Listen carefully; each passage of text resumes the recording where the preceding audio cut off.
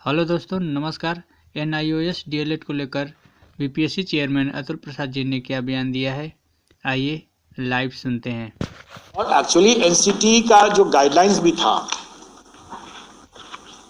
उस गाइडलाइन से एनसीटी विचलित हो गया, अपने ही गाइडलाइन से विचलित हो गया।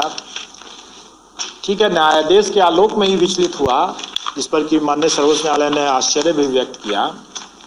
लेकिन वो प्रावधान क्या था? एनआईओएस के द्वारा डिप्लोमा करने के लिए वो इस पृष्ठभूमि में था कि आरटीई जब आया तो उस समय कई शिक्षक पहले से कार्य कर रहे थे और आरटीई में क्वालिटी एजुकेशन भी उसका एक इम्पॉर्टेंट एलिमेंट है आरटीई का।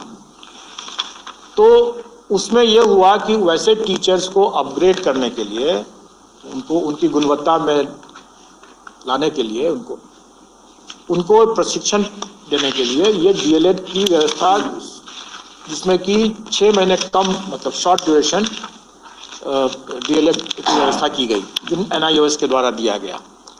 लेकिन ये जो पूर्व से जो कार्यरत टीचर्स थे, उनके लिए ये प्रशिक्षण के लिए ये व्यवस्था थी। ऐसा नहीं था कि कोई एकदम नया कोई टीचर आ रहा है, पहले उसी कारण से ज्वाइन कर रहा है, ऐसी बात नहीं थी। नए अभ्यर्थी के लिए नहीं था, जो पहले से जो अनुभवी जो टीचर चले आ रहे हैं। माननीय सर्वोच्च न्यायालय का जो आदेश निकला हुआ है, उसमें उन्होंने उनके द्वारा एक डेट भी दिया हुआ है, शायद 10/8/2017 के उसके पूर्व जो कार्यरत थे उन्हीं का एनआईओएस के द्वारा डीएलएड जो था है वो वैलिड माना जाएगा। उसके बाद का नहीं। प्राइवेट जैसे हम मान लीजिए प्राइवेट, उसमें सब है, उसमें सब है। वैसे को आप भी ले रहे हैं एग्जाम? बिल्कुल ले रहे हैं। अच्छा। हमारे एडमिट कार्ड में जो नोटिस ही निकला हुआ है, उसमें निकला हुआ है वैसे नोटिस हम डाले उसमें, और उसमें एडमिट कार्ड में, चूंकि मैंने पहले ही बताया कि अगर कोई आवेदन देता है तो उसको एडमिट कार्ड भी मिलना चाहिए, और जिसको एडमिट कार्ड मिलता है उसको एग्जाम देने की भी अनुमति होनी चाहिए। सब इसलिए आ जाएगा कि प्राइवेट से ही पढ़ के वो परीक्षा दिए। अगर कोई ऐसा फर्जीवाड़ा करते हैं तो वैसे पहले ही मैंने बताया कि बहुत से लोग फर्जीवाड़ा करके बीएड वर्सेस बीटीसी में अगर फर्जीवाड़ा करके आए हैं, आज नहीं तो कल पकड़े ही जाएंगे।